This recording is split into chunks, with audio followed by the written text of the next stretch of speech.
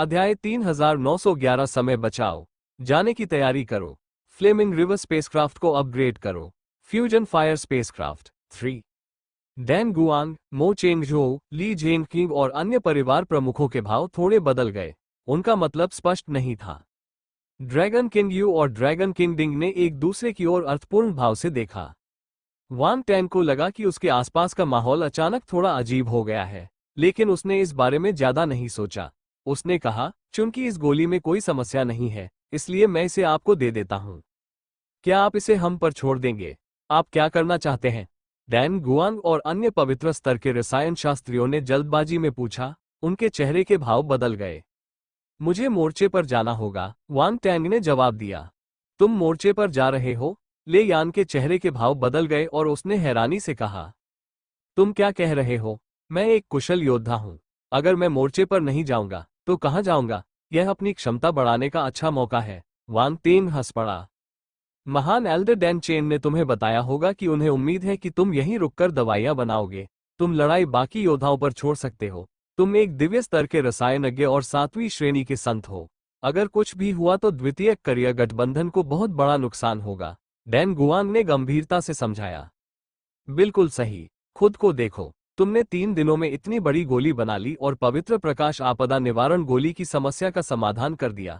अगर तुम पीछे रहोगे तो मोर्चे पर रहने से ज्यादा उपयोगी साबित होगे, ले पेन ने उसे समझाया। अन्य संत स्तर के रसायन शास्त्री भी उसे मनाने लगे। वे भी वांग तेन की पूजा करना चाहते थे। ले यान, डैन युआन और अन्य प्रतिभाशाली कलाकार, झुलोन क्यूई और सोलर ड्रैगन रेस के अन्य प्रतिभाशाली लोग। क्या यह व्यक्ति इतना लोकप्रिय था? इस क्षण उन्हें एहसास हुआ कि उन्हें वांग टैंग की लोकप्रियता का सही अंदाजा हो गया था। पहले उन्हें इस बात का अंदाजा नहीं था। प्रतिभाओं के बीच एक अप्रिय माहौल फैल गया। ये लंबे समय तक बना रहा। वांग टेंग भी अवाक रह गया। वह हंसी और आंसुओं के बीच फंस गया था। उसे समझ नहीं आ रहा था कि उसे खुश होना चाहिए या दुखी। क्या वो इन संत स्तर के कीमियागरों के लिए इतना महत्वपूर्ण था? लेकिन अगर उसे युद्ध के मैदान में जाने की अनुमति नहीं थी, तो वो अपनी क्षमता कैसे बढ़ा सकता था? कोई भी द्वितीयक पेशा कितना भी अच्छा क्यों ना हो, वो अपनी स्वयं की क्षमता में महारत हासिल करने जितना अच्छा नहीं होता। वो हमेशा के लिए छिप नहीं सकता था। आपको उसे मनाने की जरूरत नहीं है। वांग तेन की मार्शल आर्ट प्रतिभा को देखते हुए उसे युद्ध के मैदान में जाना ही चाहिए। अगर नहीं तो यह व्यर्थ होगा। साथ ही मार्शल आर्ट में वृद्धि उसके द्वितीयक पेशे के लिए भी लाभदायक है। ये दोनों एक दूसरे के पूरक हैं, झुलोग युआनफू ने अचानक बोलते हुए कहा। बड़े झुलोग युआनफू, आप, डैन गुआंग और ले पैन के चेहरे के भाव थोड़े बदल गए। उन्हें झुलोग युआनफू से इस तरह के विरोध की उम्मीद नहीं थी। उसे रोकने का कोई फायदा नहीं। वो एक प्रतिभाशाली व्यक्ति है। उसका अपना रास्ता है। उसे कौन रोक सकता है? झुलोग युआनफू ने अर्थपूर्ण स्वर में कहा। इसके अलावा, अगर आप किसी प्रतिभाशाली व्यक्ति को फूलों के कमरे में पालेंगे तो आपको सिर्फ एक सुंदर लेकिन नाजुक फूल ही मिलेगा। क्या आप यही चाहते हैं? संत स्तर के रसायन शास्त्री चुप रहे। वे इस तर्क को समझ गए थे। हालांकि अब स्थिति अलग है। सामान्यतः तो सब ठीक है, लेकिन आप तीनों क्षेत्रीय क्षेत्रों की स्थिति जानते ही हैं। अगर हम अभी बाहर निकले तो खतरे का स्तर बहुत बढ़ जाएगा, डैन गुआंग ने हिचकिचाते हुए कहा। ऐसा नहीं था कि वह वांग टैंग को बाहर जाकर अनुभव प्राप्त करने देना नहीं चाहता था। वो बस यही चाहता था कि युद्ध समाप्त होने के बाद वह बाहर जा सके। तब वो अभी से ज्यादा सुरक्षित होगा। सीधे शब्दों में कहें तो वे एक सुरक्षित तरीका खोजना चाहते थे। वे शांति के आदी थे। हालांकि वांग तेन के मन में शांति का कोई विचार नहीं था। उसकी यात्रा शुरू से ही सुगम नहीं थी। उसने रास्ते में कई उतार चढ़ाव देखे थे। ये संत स्तर के रसायन शास्त्री शायद कभी कल्पना भी नहीं कर सकते थे कि वो अंधकार में प्रेतों के युद्ध का निडरता से सामना करेगा। अंधेरे प्रेत, बस लड़ो। ठीक उसी समय जब वांग टैंग उनके नेक इरादों को नकारने ही वाला था, तभी अचानक ब्रह्मांड में एक आवाज सुनाई दी। उसको छोड़ दो। वांग टैंग के चेहरे के भाव बदल गए। उसने खाली जगह की ओर देखा। कुछ दूरी पर एक आकृति दिखाई दी जो उस स्थान के साथ साथ बाहर निकल रही थी। उतार चढ़ाव, महान एल्डर डैन चेन, डैन गुआंग, ले पैन और अन्य संत स्तर के कीमियागर तुरंत उस व्यक्ति का अभिवादन करने के लिए आगे बढ़ा। महान बुजुर्ग दान चेन धीरे धीरे चलकर उनके पास गए और उन्हें हाथ हिलाकर अभिवादन किया। दान चेन, झुलोग युआनफू ने उस व्यक्ति को देखते हुए आंखें सिकोड़ी। युआनफू, जब मैं आया था तब तुम छिपे हुए थे। अब बाहर आने को तैयार क्यों हो? महान एल्डर डैन चेन ने दूसरे पक्ष की ओर देखकर मुस्कुराते हुए कहा। हम। झुलोग युआनफू ने चिढ़कर कहा। कौन तुमसे छिप रहा था? मैं तो बस किसी काम में व्यस्त था। महान एल्डर डैन चेन हल्के से हंसे। उन्होंने झुलोग युआनफू के हठ को उजागर नहीं किया। इतने साल बीत गए थे, लेकिन झुलोग युआनफू को अब भी अपनी प्रतिष्ठा की परवाह थी। क्या वह अतीत में उनसे हारे नहीं थे? वो अब भी अपनी सांस रोके हुए थे। डैन गुआंग, ले पैन और अन्य संत स्तर के कीमियागर महान एल्डर डैन चेन और झुलोग युआनफू के बीच के संबंध को जानते थे, इसलिए उन्होंने ऐसा दिखावा किया कि उन्होंने कुछ नहीं देखा। बॉस के बारे में मत पूछो। महान Elder Dan chain, dragon king you और ड्रैगन किंग डिंग भी आत्मसंतुष्ट नहीं हुए। वे आगे आए और उनका अभिवादन किया।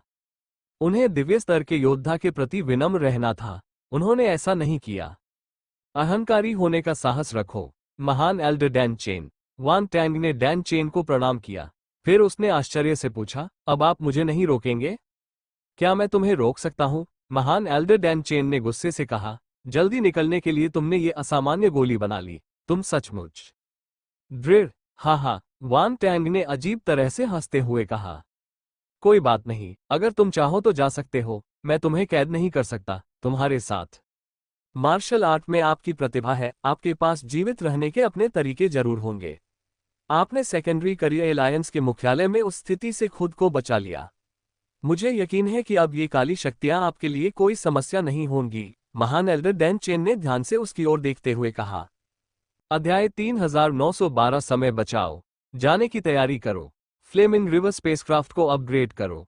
Fusion fire spacecraft 4।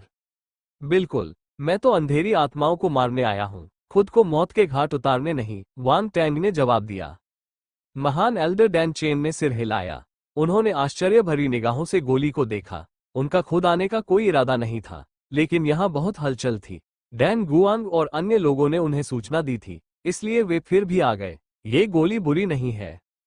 उसने अपना हाथ आगे बढ़ाया और विशाल गोली उसके सामने आ गिरी, जिससे उसे उसका आकार समझने का मौका मिल गया। संत स्तर की गोली में प्रबल आध्यात्मिकता थी। गोली बनने के बाद वे भागने का मौका लपक लेते, हालांकि इस बार गोली को यह मौका नहीं मिला। वहां बहुत सारे शक्तिशाली योद्धा मौजूद थे। बिजली के कहर से गुजरने के बाद वो उनके बीच घिर गया। भला वह कैसे बच सकता था? इसलिए वो केवल आज्ञाकारी होकर उनकी बात सुन सकता था। आप मेरी प्रशंसा कर रहे हैं, महामहिम। वान तेंग मुस्कुराए। ये थोड़ा बड़ा है, इसलिए इसे अलग करना थोड़ा मुश्किल है। तुम्हें पता है कि इन्हें अलग करना थोड़ा मुश्किल है। महान एल्डर डैन चेन ने उसे घूरकर देखा। फिर उन्होंने स्वयं क्रिया की। उन्होंने कुछ नहीं किया, लेकिन उनके माथे से एक अद्भुत आध्यात्मिक शक्ति फैल गई। वान टैंग की आंखें चमक उठी। उन्होंने सामने रखी गोली पर ध्यान केंद्रित किया। डैन गुआंग, ले पैन और अन्य दिव्य स्तर के रसायन शास्त्री भी देख रहे थे। यहां तक कि दिव्य स्तर के शिखर पर स्थित झुलोग युआनफू ने भी दिव्य स्तर के रसायन शास्त्री की चाल देखने का यह मौका नहीं छोड़ा। अदृश्य आध्यात्मिक शक्ति की हल्की हल्की किरणें छोटी छोटी चाकुओं में तब्दील हो गईं और गोली को काटने लगी। स्वाइश, स्वाइश, स्वाइश। कुछ समय बाद वो विशाल गोली छोटे छोटे टुकड़ों में टूट गई, जो एक लोंगन फल के आकार की थी। वे सभी आकार में एक समान थी और उनमें औषधीय गुण भी एक जैसे थे। उनमें कोई अंतर नहीं था। कितना सटीक नियंत्रण, वांग टैंग ने मन ही मन कहा। एक दिव्य स्तर के योद्धा से यही अपेक्षा थी। उनके कार्य असाधारण थे। दान गुआंग, ले पैन और अन्य संत स्तर के मार्शल योद्धा भी चकित रह गए। ऐसा लगा जैसे उन्हें कुछ समझ आ गया हो। झुलोग युआनफू की निगाहें एक पल के लिए झपकी। चाहे वो कितना भी आश्वस्त न हो, उसे ये स्वीकार करना ही पड़ा कि उसके और डैन चेन के बीच अभी भी कुछ दूरी थी। अंदरूनी सूत्र को सारी बारीकियां पता होती है, जबकि बाहरी सूत्र सिर्फ साथ साथ चलता है। केवल उन्हीं जैसे संत स्तर के मार्शल योद्धा ही इसके पीछे का रहस्य देख सकते थे। वांग तेन की गोली पहले ही एक हो चुकी थी। अगर वो इसे सामान्य तरीकों से काटता तो गोली की प्रभावशीलता आसानी से नष्ट हो जाती, लेकिन महान एल्डर डैन चेन ने अपनी आध्यात्मिक शक्ति को एक तलवार की तरह इस्तेमाल करते हुए गोली को सटीकता से काटा। उन्होंने गोली के आधार को नुकसान पहुंचाए बिना गोली की प्रभावशीलता को समान रूप से विभाजित कर दिया। यह ऐसा काम नहीं था जो कोई साधारण व्यक्ति कर सके। महान एल्डर डैन चेन ने अपना हाथ हिलाया और जैड की बोतलें प्रकट हुई। दवाइयां स्वतः ही जैड की बोतलों में चली गईं और सीलबंद। जब समय आएगा, हम इन गोलियों को शाश्वत स्तर के मार्शल योद्धाओं को वितरित करेंगे। उसने डैन गुआंग और अन्य लोगों को आदेश दिया, वान टैंग का नाम अवश्य शामिल करना। आखिरकार ये गोली उसी ने बनाई है। हाँ, डैन गुआंग और अन्य लोगों ने जल्दी से जवाब दिया। साथ ही वे भावुक भी हो गए। महान एल्डर डैन चेन संत वान तेन के साथ अलग तरह से व्यवहार करते थे। वे उनके योगदान से इनकार नहीं करते थे, लेकिन महान एल्डर डैन चेन के लिए यह एक अलग बात थी। मैंने व्यक्तिगत रूप से इसका जिक्र किया था। इसका मतलब यह था कि वह वान टैन पर ध्यान दे रहा था। ले यान, डैन युआन और अन्य प्रतिभाशाली लोग तो और भी ईर्ष्या कर रहे थे। वे सोच रहे थे कि उन्हें ऐसा सम्मान कब मिलेगा। ये किसी बूढ़ी गाय के उल्टे खड़े होने जैसा होगा, वाकई प्रभावशाली। हालांकि वे जानते थे कि इसका वान टैंग की रसायन विद्या की प्रतिभा से गहरा संबंध था। वान तेंग द्वारा बनाई गई पवित्र प्रकाश आपदा भेदन गोली निश्चित रूप से कई अमर स्तर के मार्शल योद्धाओं की मदद कर सकती थी। उस समय यदि उन्हें पता चलता कि वान तेंग ने ये गोली बनाई है, तो वे उसका नाम याद रखते। हो सकता है कि वे उसके एहसानमंद न हो, लेकिन कम से कम उनके मन में उसकी अच्छी छवि तो होगी ही। जरा सोचिए, इतने सारे अमर मंच योद्धाओं द्वारा याद किया जाना एक बहुत बड़ा संसाधन था। सर्वथा उच्च कोटि के मार्शल योद्धा जानते थे कि वान तेन प्रकाश तत्व संत स्तर की गोलियां बनाने में सक्षम है। भविष्य में कई लोग उसकी तलाश में आएंगे। यह एक शक्तिशाली संत स्तर के द्वितीय पेशेवर की शक्ति थी, इसलिए कोई भी संत स्तर के मार्शल योद्धा को कमतर आंकने की हिम्मत नहीं करता था। अब आप आगे कहां जाने की योजना बना रहे हैं? इन मामलों को निपटाने के बाद महान एल्डर डैन चेन ने वान टैंग से पूछा। तियानलान प्रादेशिक क्षेत्र, तियानलान प्रादेशिक क्षेत्र। वान तेन की आंखें चमक उठी। अरे, आप तियानलान प्रादेशिक क्षेत्र की ओर क्यों जा रहे हैं? महान एल्डर डैन चेन ने उत्सुकता से पूछा। वान तेन ने बहाना बनाने से पहले एक पल के लिए हिचकिचाया। मैं तुमसे सच कहूं तो मैंने उन काली आत्माओं पर एक अच्छी तरह से छिपा हुआ निशान छोड़ा है, इसलिए मुझे उनके ठिकाने का पता है। हाल ही में मैंने देखा कि वे तियानलान क्षेत्र की ओर जा रहे हैं। कार्यक्षेत्र, तुमने उस काले प्रेत पर अपनी छाप छोड़ दी। महान एल्डर डैन चेन और अन्य लोग चकित रह गए। वे आश्चर्य से उसकी ओर देखने लगे। उस पुरुष ने ये कैसे किया? प्रकाश जगत और अंधकार जगत की शक्तियां अत्यंत भिन्न थीं। दोनों जगत एक दूसरे को अस्वीकार करते थे, इसलिए उनका पता लगाने के लिए कोई भी तरीका छोड़ना असंभव था। फिर भी वान तेंग ने उनसे कहा कि उसने उन अंधकार में प्रेतों पर अपनी छाप छोड़ दी। इतना ही नहीं, वो उन अंधेरे प्रेतों का पता लगाने में भी कामयाब रहा। यह अविश्वसनीय था। क्या आपको यकीन है कि निशान में कोई गड़बड़ी नहीं है? डैन चेन, ग्रेट एल्डर और बाकी लोग जल्दी से शांत हो गए और वान टैंग को भूलने लगे। मुझे नहीं पता, मुझे बस इतना यकीन है कि निशान हिल रहा है। मैं जाकर देखना चाहता हूं, वान टैंग ने बेपरवाही से कहा। वो बस इतना ही कह सका। इस बहाने से ज्यादा बातें उजागर नहीं होंगी। यही सबसे अच्छा तरीका था जो उसे सूझा। अपने निशान में कोई गड़बड़ी न होने की पुष्टि करने के बाद वो गठबंधन के उच्च अधिकारियों को इसकी सूचना दे सकता था और उनकी सहमति प्राप्त कर सकता था। ध्यान, अध्याय 3913 समय बचाओ। जाने की तैयारी करो। फ्लेमिंग रिवर स्पेसक्राफ्ट को अपग्रेड करो। Fusion fire spacecraft 5। हालांकि उसे धीरे धीरे आगे बढ़ना था। वो गठबंधन के उच्च अधिकारियों को तुरंत मना नहीं सकता था। अगर यह कोई जाल निकला तो? महान एल्डर डैन चेन ने भौहें चढ़ाकर पूछा। वान टैंग मन ही मन मुस्कुराया। वह जानता था कि वे ये सवाल पूछेंगे और उसने पहले से ही जवाब सोच रखा था। उसने कहा, इसीलिए मैंने कहा कि मैं बस एक नजर डालकर देख लूंगा। अगर यह कोई जाल निकला तो मैं चुपचाप निकल जाऊंगा, अगर नहीं तो मैं गठबंधन सेना के उच्च अधिकारियों को इसकी सूचना दे दूंगा। इस बार वह 5वें तल पर था। तुम ये कैसे सुनिश्चित कर सकते हो कि वे तुम्हें खोज नहीं लेंगे? ये बहुत जोखिम भरा है, महान एल्डर डैन चेन ने उसकी ओर देखते हुए बेबसी से कहा। यह आदमी बहुत साहसी था। वह कुछ भी करने की हिम्मत रखता था। हालांकि वान तेन को मोर्चे पर भेजने के लिए सहमत होते समय वह मानसिक रूप से तैयार था, फिर भी वान तेन की योजना सुनकर उसने अपना सिर हिलाया। अंधेरे प्रेतों से लड़ते समय कौन जोखिम नहीं लेता? वान तेन ने बेपरवाही से मुस्कुराते हुए कहा। अगर हम इस मौके का इस्तेमाल अंधेरे प्रेतों के लक्ष्य को जानने के लिए कर सकें तो शायद हमें कुछ बढ़त मिल जाए। महान एल्डर डैन चेन की निगाहें थोड़ी हिली। वह थोड़ा विचलित लग रहा था। अंत में उसने अपना सिर हिलाया और चुप रहा। उसने पूछा, क्या तुमने फैसला कर लिया है? मैंने फैसला कर लिया है, वान तेंग ने धीमी आवाज में कहा। मैं कमांडर जिंगसी को सूचित करता हूं और उनसे आपके लिए कुछ लोगों का इंतजाम करने को कहता हूं, महान एल्डर डैन चेन ने कहा। आपको मेरे लिए लोगों को नियुक्त करने की आवश्यकता नहीं है। मेरे लिए अकेले काम करना अधिक सुविधाजनक है, वान टेंग ने कहा। ठीक है, महान एल्डर डैन चेन ने आह भरी। उन्होंने बेबसी से कहा, हम आपकी बात सुनेंगे, लेकिन आपको हर समय अपनी गतिविधियों और सुरक्षा की जानकारी मुझे देनी होगी। हमें और चिंता मत दिलाए। कोई बात नहीं। वान टेन को अपने दिल में गर्माहट महसूस हुई। उसने सिर हिलाया और मुस्कुराया। आप कब जा रहे हैं? महान बुजुर्ग दान चेन ने पूछा। समय कम है, चलो अब चलते हैं, वान टेन ने गंभीरता से कहा। मुझे नहीं पता कि तुम्हारे साथ क्या करना है। तुम जाओ, महान एल्डर डैन चेन ने हाथ हिलाया। पता नहीं क्यों उनमें थोड़ी थकान झलक रही थी। उन्हें अपने किसी जूनियर के लिए इतनी चिंता कभी नहीं हुई थी, लेकिन उन्हें वान टेन की प्रतिभा से बेहद लगाव था। वे नहीं चाहते थे कि इस प्रतिभा को कुछ भी नुकसान पहुंचे। वान टेन महान एल्डर डैन चेन की चिंता से भावुक हो गया, लेकिन उसने कुछ नहीं कहा। उसने बस इसे अपने मन में याद रखा। फिर उसने ड्रैगन किंग यू की ओर मुड़कर पूछा, ओम, मुझे आश्चर्य है कि क्या मेरा फ्लेमिंग रिवर अंतरिक्ष यान ठीक हो गया है? फ्लेमिंग रिवर अंतरिक्ष यान ने फ्लेमिंग उल्कापिंड की ओर लापरवाही भरी उड़ान के कारण अपनी वहन क्षमता की सीमा पार कर ली थी। ये 65% क्षतिग्रस्त हो गया था।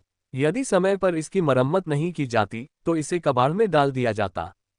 सौभाग्यवश सोलर ड्रैगन ग्रह पर पहुंचने के बाद सोलर ड्रैगन जाति को इस स्थिति के बारे में पता चला और वे उसे फ्लेमिंग रिवर की मरम्मत में मदद करने के लिए अग्नि तत्व की सामग्री मुफ्त में देने के लिए तैयार हो गए। मुझे पूछने दीजिए, ड्रैगन किंग यू मुस्कुराया। उन्होंने अपनी घड़ी पर काम किया और वांग टेन को जल्दी से सिर हिलाकर इशारा किया, ये पूरी तरह से ठीक हो गई है। आप इसे इस्तेमाल करना जारी रख सकते हैं। मैं किसी से इसे भेजने के लिए कह देता हूँ।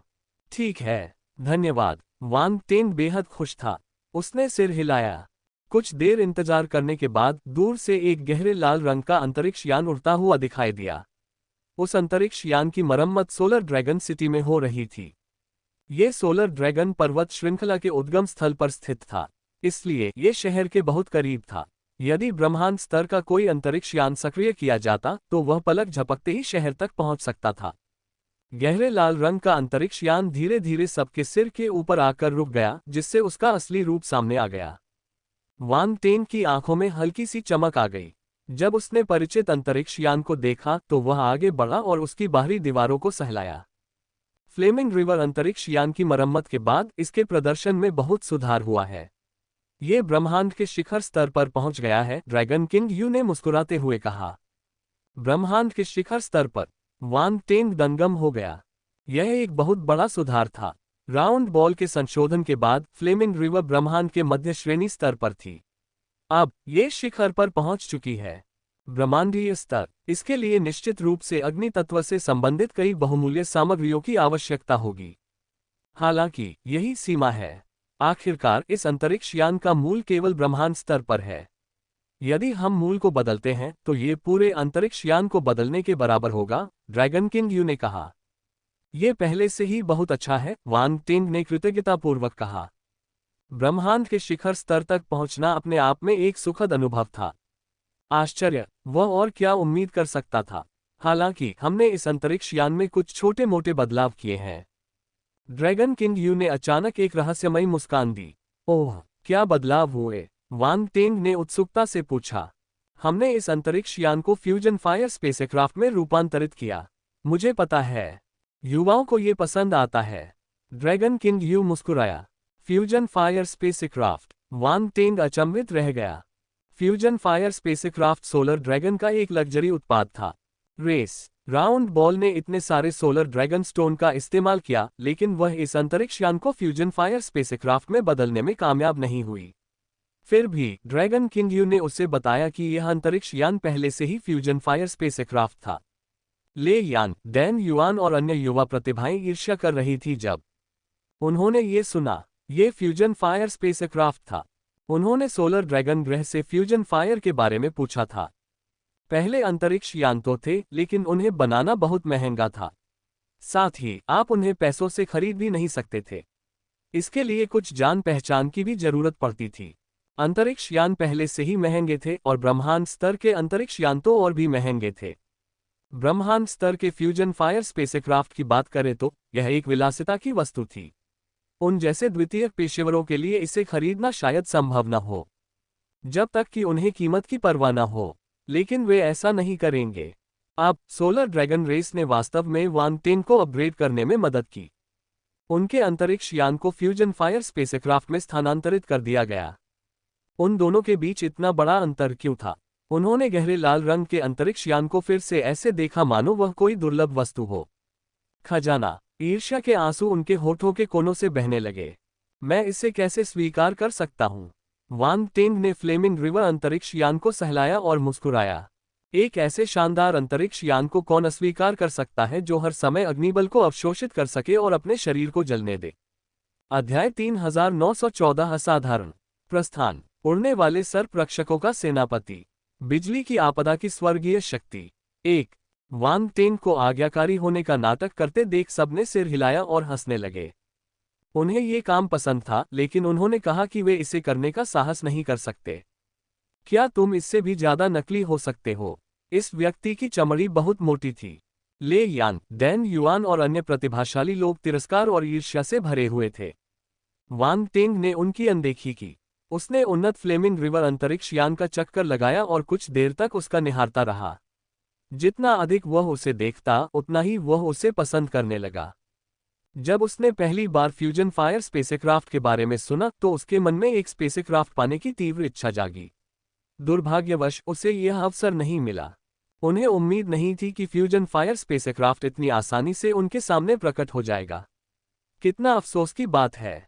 ड्रैगन किंग यू और अन्य योद्धा ये दृश्य देखकर मुस्कुरा उठे। वान टेन को यह उपहार कितना पसंद आया, ये देखकर वे समझ गए कि यह उपहार वान टेन के दिल को छू गया है। अच्छी बात है। उन्हें यह नहीं पता था कि वान टेन को कैसे प्रभावित किया जाए, लेकिन एक अंतरिक्ष यान ही उसे बेहतर प्रभाव देने के लिए काफी था। क्यों नहीं? बाहरी लोगों के लिए फ्यूजन फायर स्पेसक्राफ्ट बेहद कीमती था, लेकिन सोलर ड्रैगन जाति के लिए यह सिर्फ एक अलग तरह का अंतरिक्ष यान था। यह तो बढ़िया सौदा था। महान एल्डर डैन चेन ने सोलर ड्रैगन जाति पर एक नजर डाली। वहां एक। उसकी आंखों में तीखी चमक थी। वे वान टेन को सेकेंडरी करियर अलायंस के मुख्यालय से अगवा करने की योजना बना रहे थे। सौभाग्यवश वान टेन एक द्वितीय पेशेवर था। जब तक वह द्वितीय पेशेवर था, तब तक वह द्वितीय करियर गठबंधन के मुख्यालय से बच नहीं सकता था। सेकेंडरी करियर अलायंस के मुख्यालय को इस बार भारी झटका लगा है, लेकिन अगर उन्हें पर्याप्त समय दिया जाए तो वे फिर से उठ खड़े होंगे। झुलोंग युवानफू ने महान एल्डर डैन चेन की ओर देखा और वॉइस ट्रांसमिशन का उपयोग करते हुए कहा, डैन चेन, क्या आप सोलर ड्रैगन रेस को वान टेन को अपने साथ ले जाने से रोकेंगे? हम ऐसा क्यों करेंगे? हमें खुशी है कि आप उसे संसाधन देने के लिए तैयार हैं। महान एल्डर डैन चेन ने हल्के से हंसते हुए कहा। झुलोंग युवानफू का गला भर आया। उसके माथे की नसें बेकाबू होकर फूल गईं। उसने गहरी सांस ली और नाक से आवाज निकाली। सेकेंडरी करियर अलायंस का मुख्यालय उसे क्या दे सकता है? शायद सोलर ड्रैगन रेस जितना अच्छा न हो। आपके पास बहुत सारे सेकेंडरी करियर पेशेवर हैं। क्या आप उनकी देखभाल कर सकते हैं? आप सेकेंडरी करियर अलायंस के मुख्यालय की ताकत जानते ही हैं। महान एल्डर डैन चेन क्रोधित नहीं हुए। उन्होंने शांत भाव से मुस्कुराया। सेकेंडरी करियर अलायंस का मुख्यालय उसके जैसे प्रतिभाशाली व्यक्ति को बांध नहीं पाएगा। झुलोंग युवानफू ने शांत भाव से तीखी निगाहों से कहा। हमने उसे रोकने के बारे में कभी नहीं सोचा। जब तक वह सेकेंडरी करियर अलायंस के मुख्यालय से है, इतना ही काफी है। ग्रेट एल्डर डैन चेन ने शांत भाव से उत्तर दिया। झुलोंग युवानफू को समझ नहीं आ रहा था कि क्या कहे। वह बूढ़ा चोर दान चेन अब भी पहले की तरह ही चुप था। पानी की बूंदें भी उसे भेद नहीं पा रही थी, सुई भी उसे चुभ नहीं पा रही थी। उसके दिमाग को हिलाना आसान नहीं था। दरअसल उस उम्र में उसे शायद ही कभी ऐसे अहंकारी संघर्षों का सामना करना पड़ता था, लेकिन डैन चेन के सामने वह खुद पर काबू नहीं रख पाया। वह बस खुद को संभाल नहीं सका। खुद पर नियंत्रण रखना। सौर ड्रैगन युवानफू के चेहरे के भाव में आए सूक्ष्म परिवर्तन को देखकर महान एल्डर डैन चेन मुस्कुरा उठे। इन दोनों बॉस के बीच की लड़ाई के बारे में किसी को पता नहीं था। दूसरी ओर ले यान, डैन युआन और अन्य लोग फ्लेमिंग रिवर अंतरिक्ष यान को ध्यान से देखने से खुद को रोक नहीं पाए। वे असली फ्यूजन फायर अंतरिक्ष यान के बारे में बेहद उत्सुक थे। अब जब वह अंततः उनके सामने प्रकट हो गया था, और वह भी ब्रह्मांड स्तर का अंतरिक्ष यान था, तो उन्हें उसे अच्छी तरह से देखना ही था। इस अंतरिक्ष यान की बाहरी दीवार अग्नि तत्व की सामग्री से बनी है, डैन चेन ने चमकती आंखों से घोषणा की। इनमें से अधिकतर ब्रह्मांडीय स्तर के सोलर ड्रैगन स्टोन होने चाहिए, ले यान ने कहा। उसने अंतरिक्ष यान की बाहरी दीवार पर दस्तक दी और अनुमान लगाया। बिल्कुल सही। इस अंतरिक्ष यान की बाहरी दीवारों पर लगी 80% सामग्री ब्रह्मांडीय स्तर के 100 ड्रैगन पत्थरों से बनी है, ड्रैगन किंग यू ने कहा। 80% ब्रह्मांड स्तर के 100 ड्रैगन स्टोन, कितना बड़ा उपहार। वांग तेंग दंगम हो गया। हालांकि आखिरकार वह शांत हुआ और ड्रैगन किंग यू से कृतज्ञतापूर्वक बोला, आपके उपहार के लिए धन्यवाद। आपको ऐसा करने की जरूरत नहीं है। आपका अंतरिक्ष यान इसलिए क्षतिग्रस्त हुआ क्योंकि आप आध्यात्मिक जड़ी बूटियां ले जा रहे थे। हमें इसकी जिम्मेदारी लेनी होगी, ड्रैगन किंग यू ने मुस्कुराते हुए कहा। बिल्कुल सही। आपने जो आध्यात्मिक जड़ी बूटियां भेजी थीं, उनसे 100 ड्रैगन ग्रह की आपात स्थिति हल हो गई। ये 100 ड्रैगन पत्थर कुछ भी नहीं है, ड्रैगन राजा डिंग ने उदारतापूर्वक कहा। वांग तेंग मुस्कुराया और चुप रहा। वह जानता था कि सोलर ड्रैगन ऐसा क्यों चाहता है। रेस ऐसा कर रहा था। संक्षेप में, ये सेकेंडरी करियर अलायंस के मुख्यालय के समान था। उन सभी ने उनके द्वितीय पेशे की प्रतिभा की सराहना की। सेकेंडरी करियर अलायंस के मुख्यालय में आयोजित आदान प्रदान कार्यक्रम के दौरान वे 7 श्रेणियों के संत बन गए और 7 द्वितीयक व्यवसायों की उपाधियां प्राप्त कर लीं। ये सही निर्णय था। बेशक वह सोलर ड्रैगन जाति की दयालुता को अस्वीकार नहीं करेगा। इससे उसे कोई नुकसान नहीं होगा। सौर ड्रैगन जाति एक शक्तिशाली जाति थी। यदि वे अब उसके साथ अच्छे संबंध बनाने को तैयार हों तो वे भविष्य में उपयोगी साबित हो सकते हैं। भविष्य, बेशक उसे पहले इस कठिन परीक्षा से पार पाना था। अगर ऐसा नहीं हुआ तो सब व्यर्थ की बातें होंगी। ये कहना मुश्किल था कि सोलर ड्रैगन रेस इस चुनौती पर काबू पा सकेगी या नहीं। इस संकट से निपटने और अपनी ताकत को अधिकतम स्तर तक बचाए रखने के लिए उन्हें प्रयासरत रहना होगा। चूंकि अंतरिक्ष यान की मरम्मत हो चुकी है, इसलिए मैं पहले कदम उठाऊंगा। वांग टेंग ने अपने चारों ओर नजर घुमाए और मुट्ठियां भींच ली। आगे बढ़ो। महान एल्डर डैन चेन ने सिर हिलाया और हाथ से इशारा किया। तुम्हें इतनी जल्दी जाने की क्या जरूरत है? हम अभी अभी मिले हैं और बातचीत करने का समय भी नहीं मिला है। ले यान ने होश संभाला और अंतरिक्ष यान पर ध्यान देना बंद कर दिया।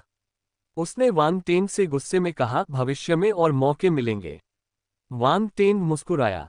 सब लोग चलो। उसने झिझकना बंद कर दिया और डैन युआन, ली जिन और अन्य लोगों की ओर देखा। फिर उसने हल्का सा सिर हिलाया और सीधे ज्वलंत नदी में उड़ गया। अंतरिक्ष यान के केबिन का दरवाजा बंद हो गया। बूम। अध्याय 3915 असाधारण। प्रस्थान। उड़ने वाले सर्प रक्षकों का सेनापति। बिजली की आपदा की स्वर्गीय शक्ति। 2। अगले ही पल अंतरिक्ष यान की बाहरी दीवारों पर गहरे लाल रंग की ज्वालाओं जैसी आकृतियां उभर आईं।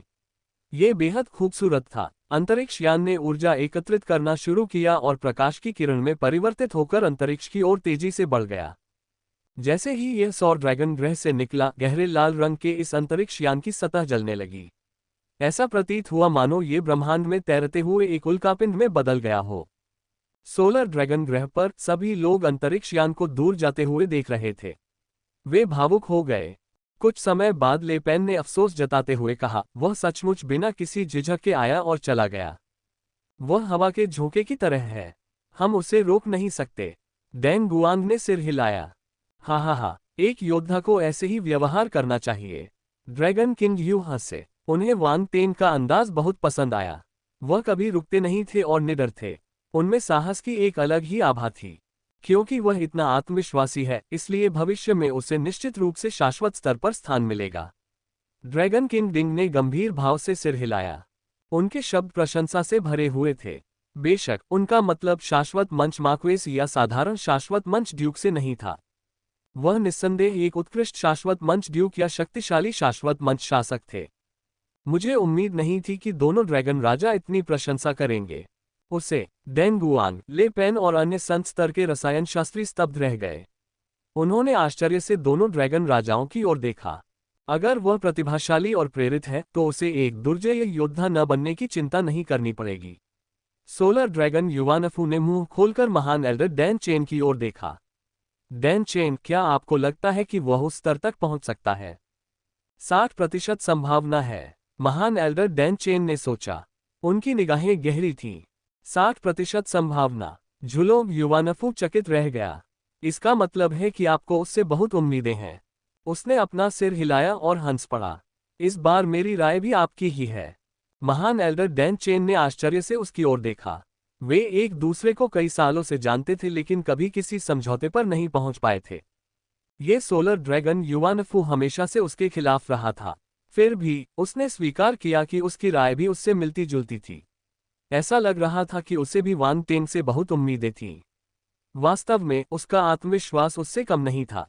डेंग गुआंग, ले पेन और अन्य संत स्तर के रसायन शास्त्रियों ने एक दूसरे की ओर देखा। वे अचंभित थे। ले यान, डैन युआन, लीजिन, झुलोग क्यूई और अन्य प्रतिभाशाली लोग स्तब्ध और अविश्वास में थे। फिर उन्हें खतरे का गहरा एहसास हुआ।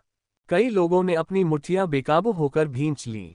उनकी निगाहें दृढ़ थीं। भले ही वे बराबरी न कर पाएं, लेकिन उन्हें बहुत पीछे भी नहीं रहना था। अन्यथा वांग टेन से लड़ने वाले प्रतिभाशाली लोग हंसी का पात्र बन जाते। वांग टेन को सोलर ड्रैगन ग्रह पर हो रही बातचीत का कोई अंदाजा नहीं था। वह फ्लेमिंग रिवर अंतरिक्ष यान पर चल रहा था और वह उत्सुकता से चारों ओर देख रहा था। गोल गेंद उत्साह से भरे चेहरे के साथ किनारे पर प्रकट हुई। वांग टेंग, शानदार। सोलर ड्रैगन रेस का फ्यूजन फायर स्पेसक्राफ्ट अद्भुत है। फ्लेमिंग रिवर स्पेसक्राफ्ट का प्रदर्शन पहले से 30 गुना बेहतर है, वगैरह वगैरह। वह चुप नहीं रह पा रहा था। उसने ढेरों डेटा निकाला और खुद अंतरिक्ष यान में दर्ज किया। वह इतना व्यस्त था कि रुक ही नहीं पा रहा था। वांग टेंग ने सिर हिलाया और मुस्कुराया। राउंड बॉल जैसे बुद्धिमान जीव के लिए यांत्रिक रचनाएं शायद प्रेम और आकर्षण का स्रोत हों। अगर भविष्य में मौका मिला तो वह मेका रेस में जाकर उसके अध्ययन के लिए कुछ अच्छी चीजें ला सकता है। आखिरकार जो चीज राउंड बॉल की थी, वह अंततः उसी की हो गई। कोई अंतर नहीं था। रक्षा में कितनी वृद्धि हुई है। वांग टेंग मुख्य नियंत्रण कक्ष में दाखिल हुए और बैठ गए। उन्होंने पैनोरेमिक सिमुलेशन को देखा। बाहर जाकर पूछा, ये 35 गुना बढ़ गया। ये सचमुच ब्रह्मांड स्तर का अंतरिक्ष यान है। राउंड बॉल की आवाज विशाल अंतरिक्ष में गूंज उठी। 35 बार। वांग टेंग चौंक गया। हाँ, क्या आपको आश्चर्य हुआ? सोलर ड्रैगन रेस तो वाकई बहुत उदार है। राउंड बॉल की हंसी अंतरिक्ष यान से सुनाई दी। ये तो वाकई बहुत बड़ा एहसान है। कोई बात नहीं, मैं भविष्य में उनका एहसान चुका दूंगा। वांग टेंग ने सिर हिलाया। ये तो आसान है। आप उनके लिए संत स्तर की गोली या दिव्य स्तर का हथियार बना सकते हैं।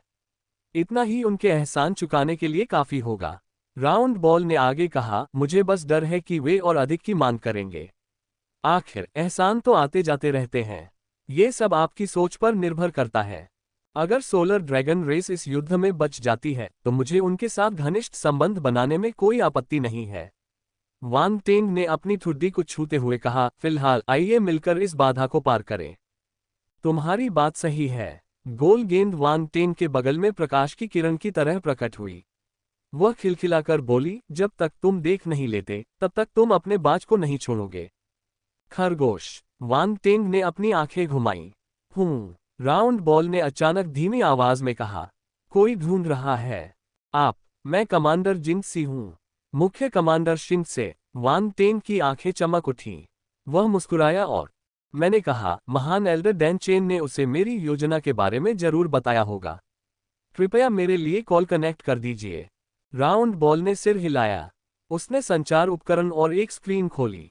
दिखाई दिया। वांग टेंग, कमांडर जिनसी का कठोर और भावहीन चेहरा स्क्रीन पर दिखाई दिया। उसने वांग टेंग की ओर देखा और सीधे मुद्दे पर आ गया। मैंने सुना है कि आप तियानलान प्रादेशिक क्षेत्र की ओर जा रहे हैं। हाँ, वांग टेंग ने सिर हिलाया। उसने समझाया, मैंने उन काली आत्माओं पर निशान छोड़ा है, इसलिए मैं उन्हें देखना चाहता हूं। मैंने इसके बारे में पहले ही सुन लिया है। कमांडर जिनसी ने हल्के से सिर हिलाया। मैं आपकी योजना का पूर्ण समर्थन करूंगा। साथ ही मैंने आंतरिक रूप से एक नोटिस जारी किया है और तियानलान प्रादेशिक क्षेत्र के उच्च अधिकारियों से आपके साथ सहयोग करने का अनुरोध किया है। अध्याय 3916 असाधारण। प्रस्थान। उड़ने वाले सर्प रक्षकों का सेनापति। बिजली की आपदा की स्वर्गीय शक्ति। 3।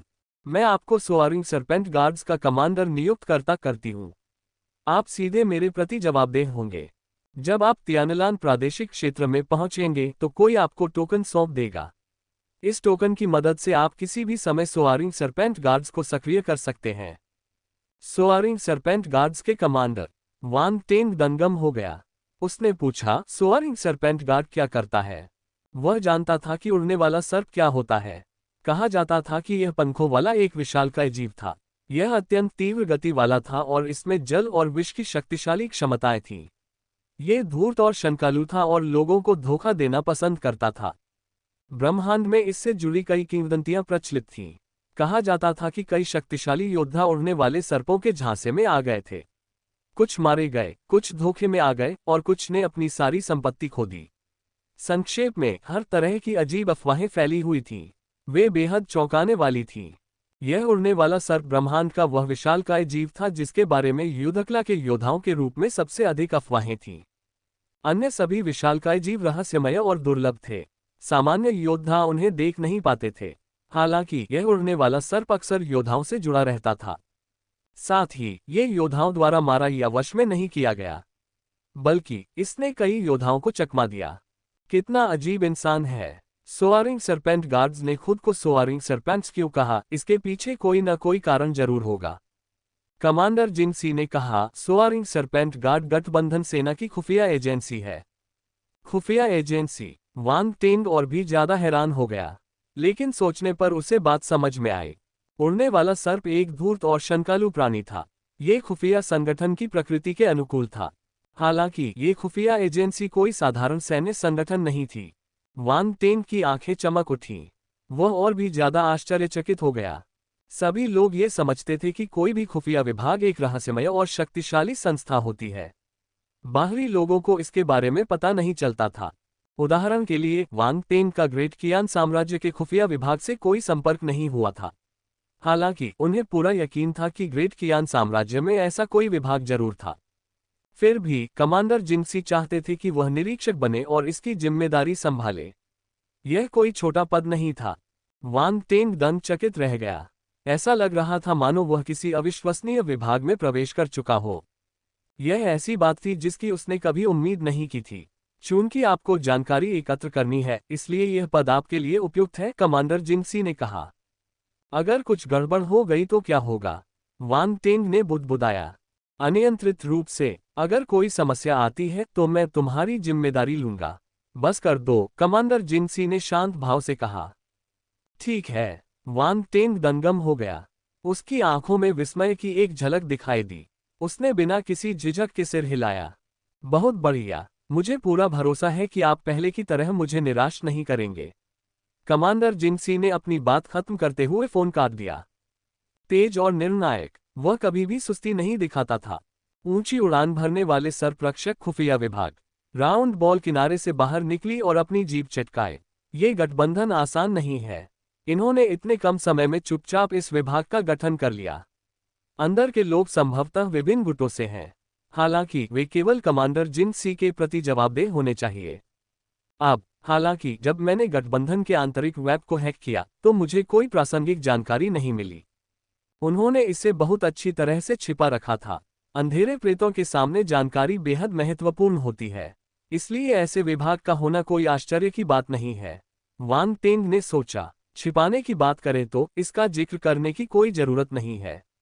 अगर खुफिया विभाग का छिपाना चिंताजनक है तो इसे करने का क्या मतलब है? राउंड बॉल ने सिर हिलाया। उसने वांग टेंग की ओर देखा और अफसोस जताते हुए कहा, मुख्य कमांडर जिनसे ने आपको कमांडर बनने के लिए कहा है। इससे पता चलता है कि उन्हें आप पर कितना भरोसा है।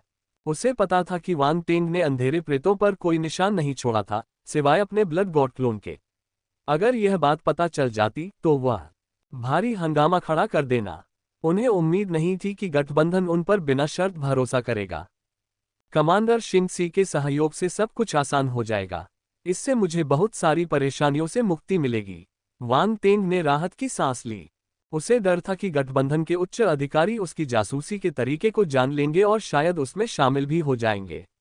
तब वह खुद को समझा नहीं पाएगा। उस समय उसे यह बहाना छोड़ना पड़ेगा और झूठ बोलना पड़ेगा कि निशान हटा दिया गया है। वह अब उसका पता नहीं लगा पाएगा। वैसे भी वह खुद को निष्क्रिय स्थिति में नहीं रखना चाहता था। सौभाग्य से कमांडर जिनसे ने उस पर पर्याप्त भरोसा जताया।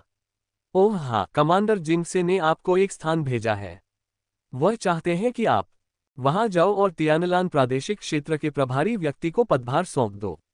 एक गोल गेंद हवा में उछाली गई और ब्रह्मांड का नक्शा प्रकट हुआ। जूम करने पर एक ग्रह सामने आ गया।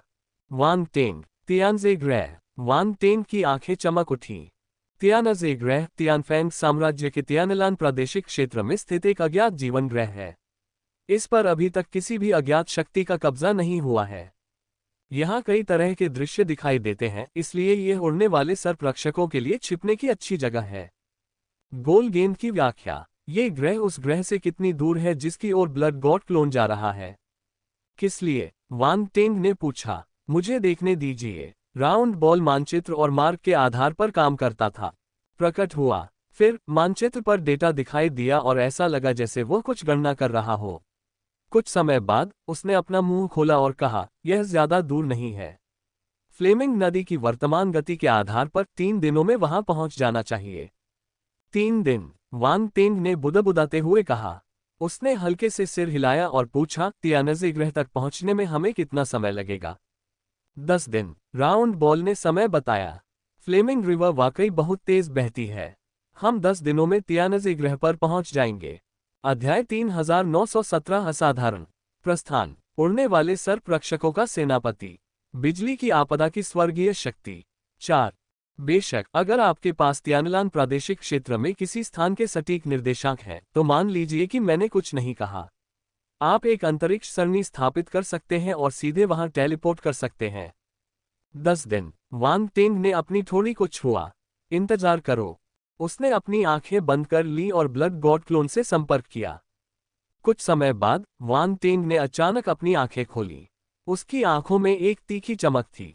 कैसा है? राउंड बॉल ने उत्सुकता से पूछा। हो गया। वान टेंग मुस्कुराया। वह लगभग तियानलान प्रादेशिक क्षेत्र में पहुंच गया है। उस समय वह मुझे तियानलान प्रादेशिक क्षेत्र के अंतरिक्ष निर्देशांक बता देगा।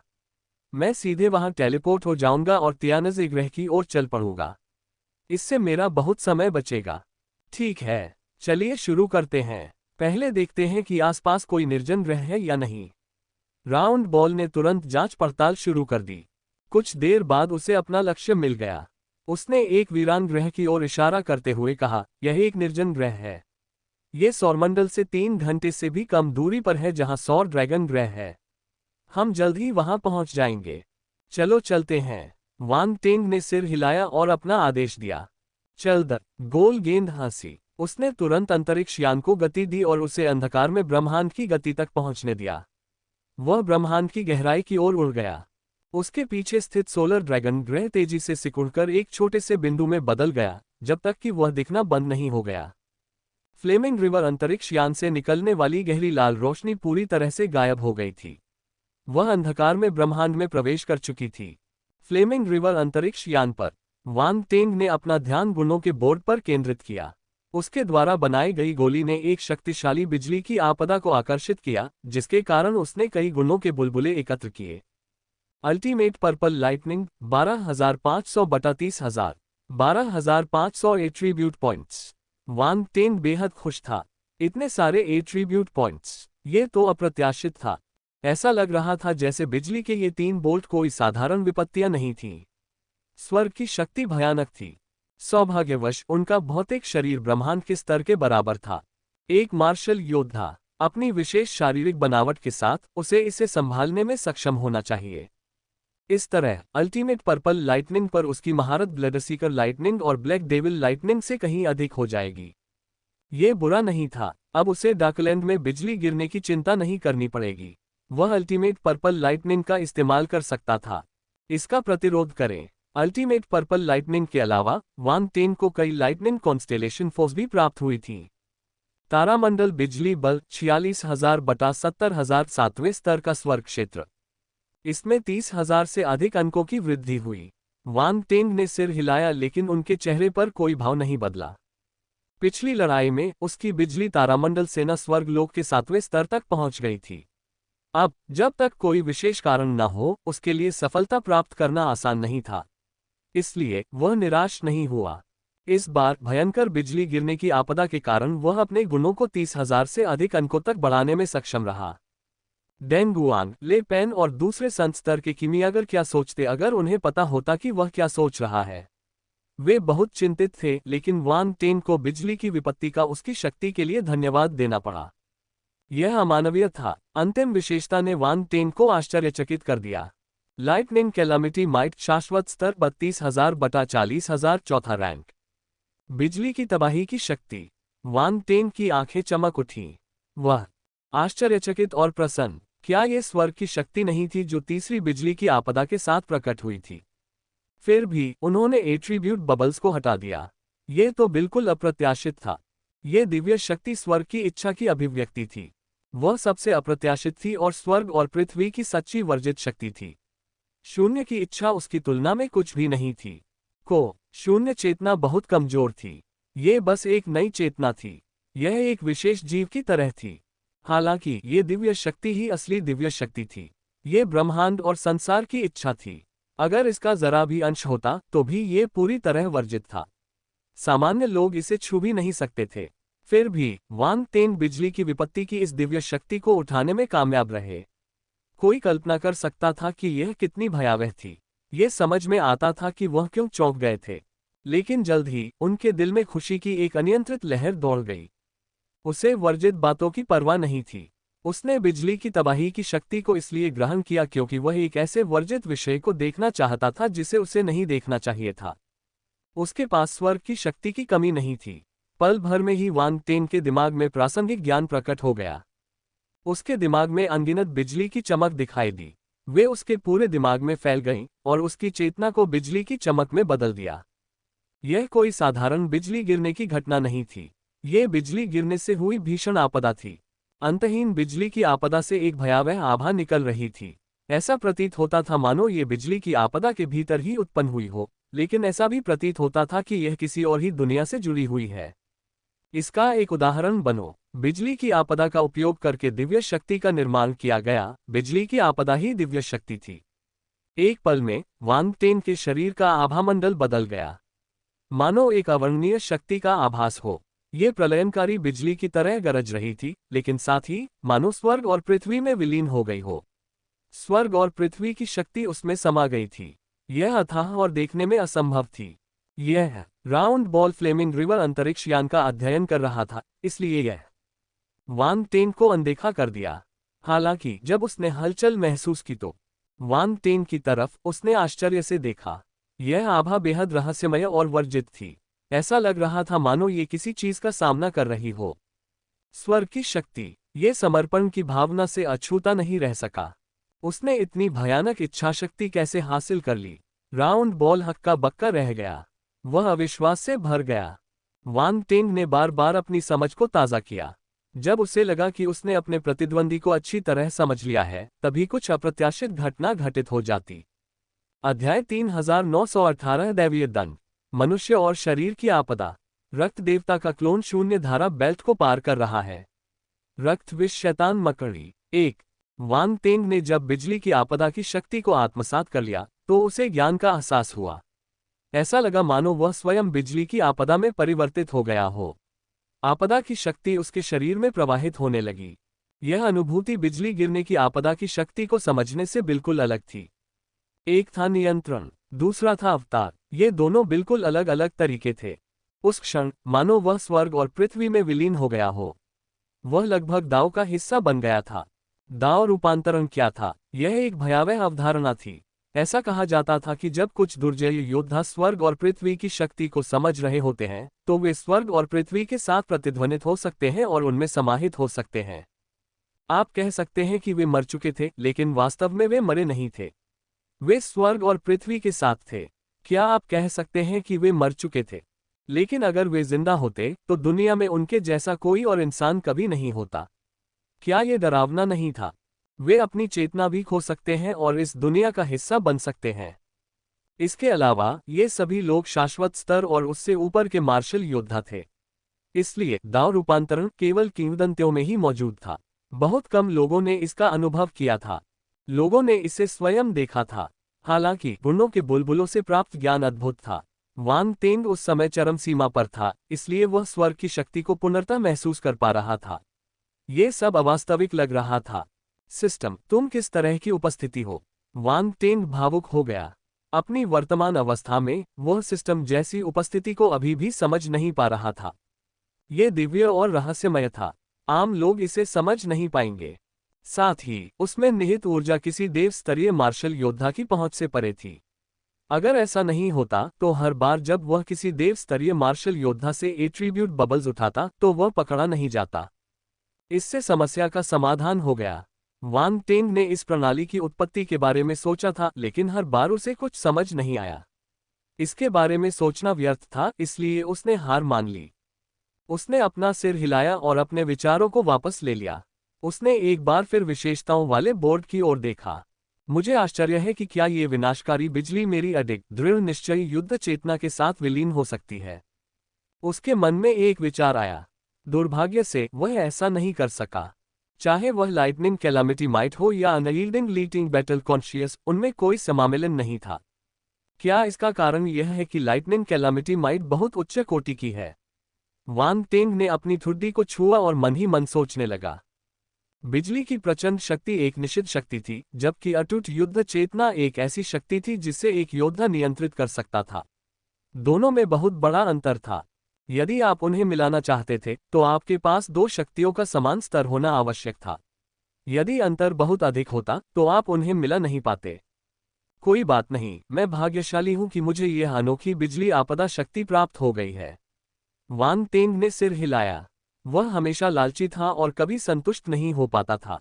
यह अच्छा नहीं था। अगली बार भी उसे इसे बरकरार रखना होगा। उसने धीरे धीरे अपनी आंखें खोली और इसके बारे में सोचना बंद कर दिया। संक्षेप में, उसका लाभ बुरा नहीं था। यह तो बस एक गोली बनाना था। अप्रत्याशित लाभ। इसके अलावा उन्हें एक और महत्वपूर्ण लाभ भी मिला।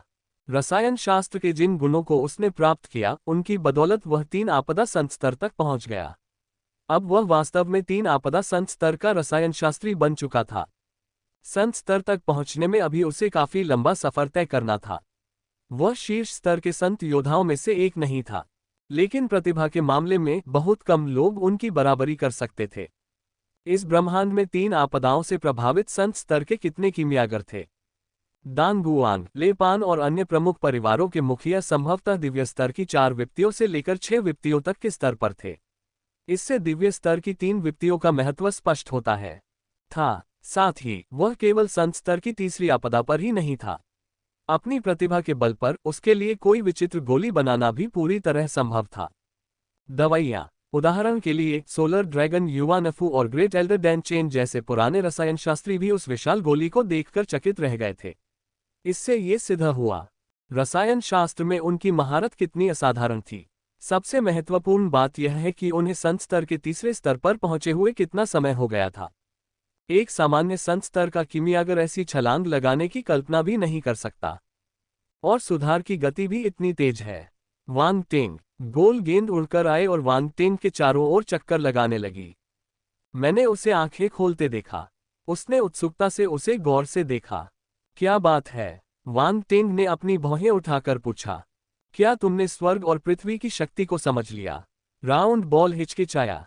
पूछने से पहले, शायद स्वर्ग और पृथ्वी की शक्ति। वांग टेंग ने पलकें झपकाई और मुस्कुराया। तुम सचमुच? राउंड बॉल ने आश्चर्य से अपनी आंखें चौड़ी कर लीं। उसने शक्ति को स्पष्ट रूप से महसूस किया, लेकिन फिर भी जब उसने इसे स्वीकार किया तो उसे विश्वास नहीं हुआ। ये स्वर्ग और पृथ्वी की शक्ति थी, एक निषिद्ध शक्ति। सामान्य लोग इसे नियंत्रित नहीं कर सकते। यहाँ तक कि देव स्तर के मार्शल योद्धा भी स्वर्ग की शक्ति को नियंत्रित करने का दावा करने का साहस नहीं कर सकते। और पृथ्वी, फिर भी स्वर्ग स्तर के योद्धा वांग टेंग ने स्वर्ग और पृथ्वी की शक्ति को समझ लिया था। अगर कोई इसे सुनता तो कोई इस पर विश्वास नहीं करता। अगर वे इसे प्रत्यक्ष रूप से नहीं देखते तो उन्हें ये बेतुका लगता। अगर तुम इस निषिद्ध शक्ति को समझोगे तो तुम्हें दैवीय दंड मिल सकता है, राउंड बॉल ने धीमी आवाज में कहा। ऐसा लग रहा था जैसे उसने कुछ सोचा हो और गंभीर हो गया हो। ईश्वरीय दंड। वांग टेंग की निगाहें चौंक उठीं। हालांकि वह डरा नहीं। उसने शांत भाव से कहा, क्या ईश्वरीय दंड बिजली नहीं है? विपत्ति? नहीं, आप गलत हैं। यह महज बिजली गिरने की आपदा नहीं है। बॉल ने उसकी ओर देखा और सख्ती से कहा, बिजली का कहर एक तरह का दैवीय दंड है, लेकिन इसके और भी तरीके हो सकते हैं। उदाहरण के लिए आग का कहर, पानी का कहर, हवा का कहर।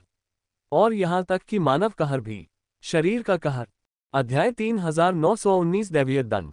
मनुष्य और शरीर की आपदा। रक्त देवता का क्लोन शून्य धारा बेल्ट को पार कर रहा है। रक्त विष शैतान मकड़ी। 2। रुको रुको। वान टेन की आंखें चौड़ी हो गईं। वह खुद को रोक नहीं पाया और पूछा, आग, पानी और हवा जैसी आपदाएं क्यों हैं? मानव और शरीर संबंधी आपदाएं क्या हैं? अब डर लग रहा है क्या? राउंड बॉल ने गुस्से से कहा। यह तो मजाक है। मैं क्यों डरूं? मैं तो बस थोड़ा उत्सुक हूं। वान टेंग ने आंखें घुमाईं। वह अभी थोड़ा हैरान हुआ था, लेकिन उसने जल्दी ही खुद को संभाला और शांत भाव से जवाब दिया। आग की आपदा, जल की आपदा, वायु की आपदा और कई अन्य। बिजली की आपदा की तरह ये भी विभिन्न तत्वों की आपदाएं हैं। राउंड बॉल ने उसे चिढ़ाना बंद कर दिया और समझाना शुरू कर दिया। जब आप किसी विशेष स्थान पर हों और आप किसी विपत्ति का सामना करने वाले हों, तो आप उस विशेष गुण से संबंधित विपत्ति को आकर्षित कर सकते हैं। उदाहरण के लिए, यदि आप किसी ऐसे स्थान पर हैं जहां हवा की गति बहुत तेज है और आपको बिजली गिरने जैसी आपदा से निपटना है, तो इस आपदा में हवा की आपदा भी शामिल हो सकती है। मुझे ऐसी विपत्ति की उम्मीद नहीं थी। लगता है मैं वाकई अज्ञानी था। वान तेंग ने गहरी सोच में डूबे हुए सिर हिलाया। अब तुम्हें पता चल गया कि तुम कितने अज्ञानी हो। ऐसा दिखावा करना बंद करो जैसे तुम्हें किसी चीज से डर नहीं लगता। मुझे सच में चिंता है कि एक दिन तुम खुद को बर्बाद कर लोगे, राउंड बॉल ने कहा। मैं नहीं करूंगा, मैं नहीं करूंगा। तुम जानते हो कि मुझे मृत्यु से कितना डर लगता है। वान टेंग ने हंसते हुए पूछा, मानव और शरीर संबंधी विपत्तियों का क्या होगा? पहले मुझे इस विपत्ति के बारे में बात करने दीजिए। राउंड बॉल फिर से गंभीर हो गया। विपत्ति तो शरीर पर विपत्ति ही होती है।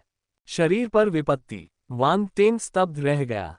वह आग, पानी और हवा से होने वाली आपदाओं को तो समझ सकता था, लेकिन उसने पहली बार किसी भौतिक आपदा के बारे में सुना था।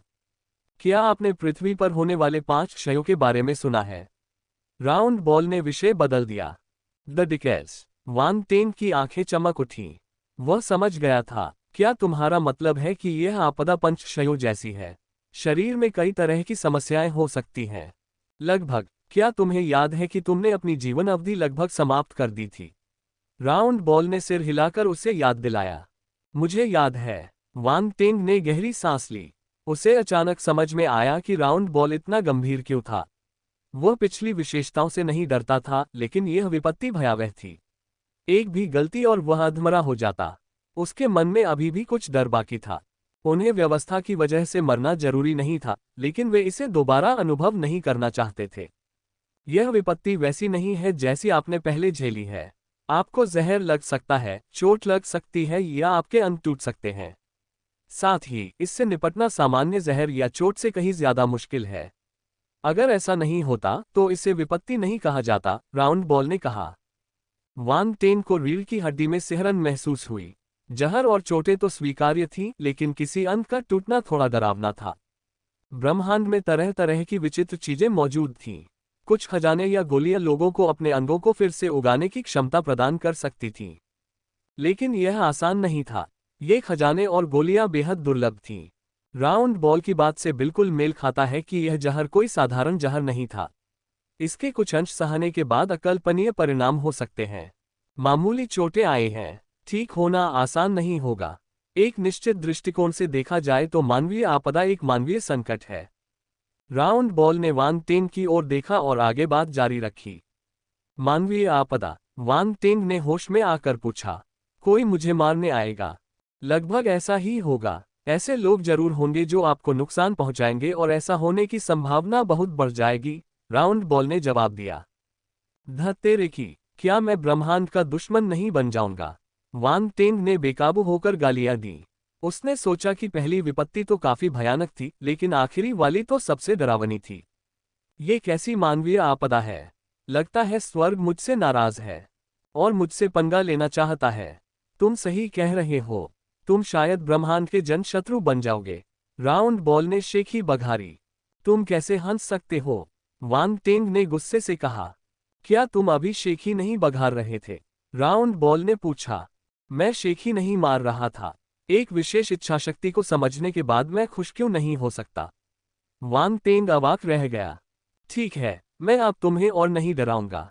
बात इतनी गंभीर नहीं है। गोल गेंद ने हाथ हिलाया और हंसते हुए कहा, तुम्हारे पास स्वर्ग और पृथ्वी की शक्ति है, फिर भी तुम ब्रह्मांड के शत्रु नहीं बनोगे। बस तुम कुछ बुरी विपत्तियों को अपनी ओर आकर्षित कर सकते हो। क्या? वांग टेंग ने राउंड बॉल को घूरते हुए कहा। इतने लंबे समय के बाद तुम बस। क्या तुम मुझे डरा रहे हो? हाँ हाँ। राउंड बॉल ने अपने हाथ सिर पर रखे और हवा में तैरने लगी। उसने सीटी बजाई और एक गुंडे की तरह हरकतें की। वांग टेंग, उसे यह उम्मीद नहीं थी कि राउंड बॉल एक दिन उसे डरा देगा। अविश्वसनीय। हालांकि मानवीय और शारीरिक विपत्तियां वाकई कष्टदायक थीं। यदि संभव हो तो उसे इनसे बचना ही था। राउंड बॉल का अनुस्मारक समय पर था। मैं आपको डराने की कोशिश नहीं कर रहा हूं। एक बार जब आकाश और पृथ्वी की शक्ति पर आपकी पकड़ मजबूत हो जाएगी तो भविष्य में ये सभी आपदाएं घटित हो सकती हैं। इसीलिए मैं आपको आगाह कर रहा हूं। सावधान रहें। राउंड बॉल ने मजाक बंद करते हुए गंभीरता से समझाया। मैं समझ गया। वांग टेंग को वास्तव में गुस्सा नहीं आया। उसने गंभीर स्पष्टीकरण सुनकर सिर हिलाया। लगता है ये वर्जित शक्ति वाकई असाधारण है। भविष्य में इसका कम इस्तेमाल करें। अध्याय 3920 दैवीय दंड। मनुष्य और शरीर की आपदा। रक्त देवता का क्लोन शून्य धारा बेल्ट को पार कर रहा है। रक्त विष शैतान मकड़ी 3। दरअसल जब तक आप काफी शक्तिशाली हैं आपको ज्यादा चिंता करने की जरूरत नहीं है, राउंड बॉल ने कहा। हाँ, वांग टेंग ने सिर हिलाया। राउंड बॉल के शब्द उसके अपने शब्दों से मेल खाते थे। उसके पास जो कौशल थे उनका उपयोग न करना मुश्किल था। हालांकि जब तक उसके पास क्षमता थी उसे किसी भी विपत्ति की चिंता करने की जरूरत नहीं थी। एक योद्धा को हर तरह की विपत्तियों को कदम दर कदम पार करके शिखर तक पहुंचना होता है। ... वांग टेंग और राउंड बॉल ने फ्लेमिंग रिवर अंतरिक्ष यान को सोलर ड्रैगन गैलेक्सी के बाहर स्थित निर्जन ग्रह तक पहुंचाया। सोलर ड्रैगन क्षेत्रीय क्षेत्र और तियानलान क्षेत्रीय क्षेत्र का प्रतिच्छेदन।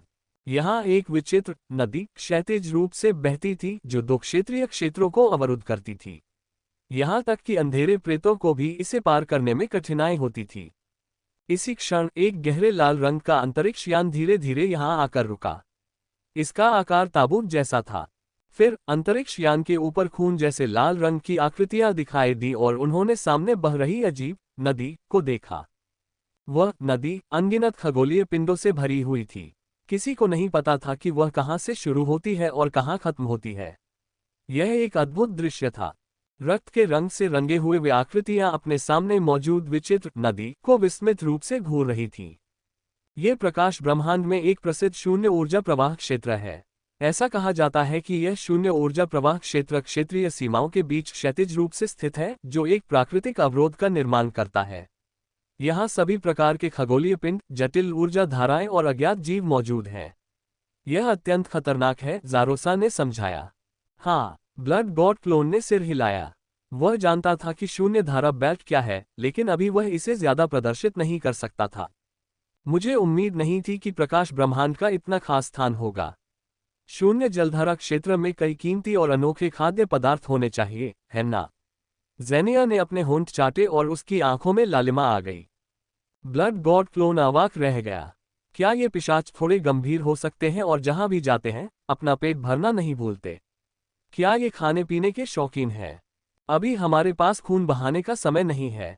हमारे सामने एक गंभीर काम है। ज़ारोसा ने ब्लड गॉड क्लोन की स्तब्ध निगाहों को देखा और उसे सूखी खांसी के साथ संकेत दिया। हा, मैं तो बस यूं ही कह रहा था। मैं ब्लड मास्टर्स के काम में बाधा नहीं डालूंगा।